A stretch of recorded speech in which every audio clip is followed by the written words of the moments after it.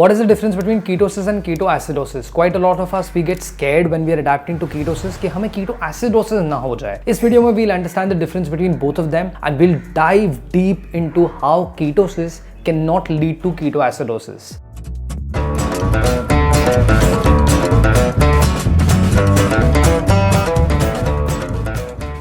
Hi, welcome to this brand new video. I'm Rahul Kamra, founder of KetoRets, and in this video we'll be talking everything about ketosis और ketoacidosis में कैसे different है. ये video की inspiration मुझे KetoRets member से मिली है जो खुद डॉक्टर हैं and they recommended that you should be posting a video about ketosis and ketoacidosis which can help people to clarify and understand how ketosis cannot lead to ketoacidosis. So let's divide this video into three simple chapters. One is what is ketosis? Ketosis is a natural metabolic state of the body when your body produces ketones जब carbohydrates आपकी diet में present नहीं होते हैं. These are naturally produced by your liver. You should be eating high fats, adequate protein and low carbohydrates. इसको ketogenic diet कहते हैं और आपकी बॉडी कीटोजेनेसिस में शिफ्ट होती है जब उसको कार्बोहाइड्रेट्स नहीं मिलते हैं. काफी सारी स्टडीज ये भी प्रूव करती हैं कि आप कीटोसिस में हो सकता है पैदा होते हुए हो या काफी सारे लोग जो बहुत टाइम तक नहीं खा रहे होते carbohydrates when they're on a low carb diet they also get into ketosis. Whereas there is a possibility also if you're doing intermittent fasting for a longer period of time or you're fasting for 24 to 36 hours your body can get into ketosis as an alternative fuel.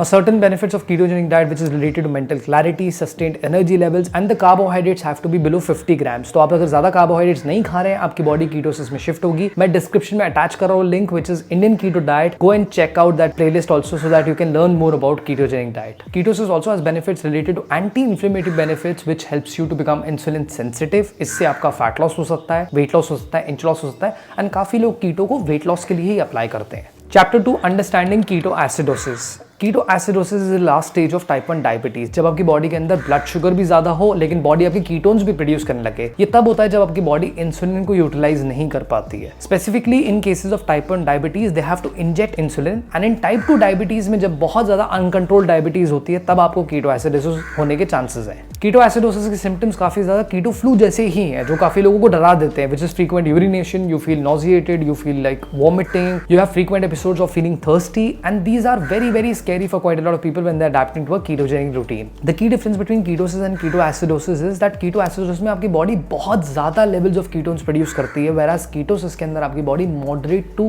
high levels of ketones he produce करती है. Getting into deep ketosis doesn't mean that you will suffer from ketoacidosis. इसमें काफी सारे nutritionist और doctors डर जाते हैं जब आप डीप कीटोसिस में होते हो. डीप कीटोसिस एक आपकी बॉडी का नॉर्मल स्टेट है जब आप न्यूट्रिशनली इंटेंशनली कीटोसिस में आ रहे हो बट कीटोएसिडोसिस के टाइम पे आप कंट्रोल नहीं कर सकते कि आपका लिवर कितने कीटोन्स प्रोड्यूस करेगा. So we'll move to chapter number 3, navigating misconceptions and ensuring safety.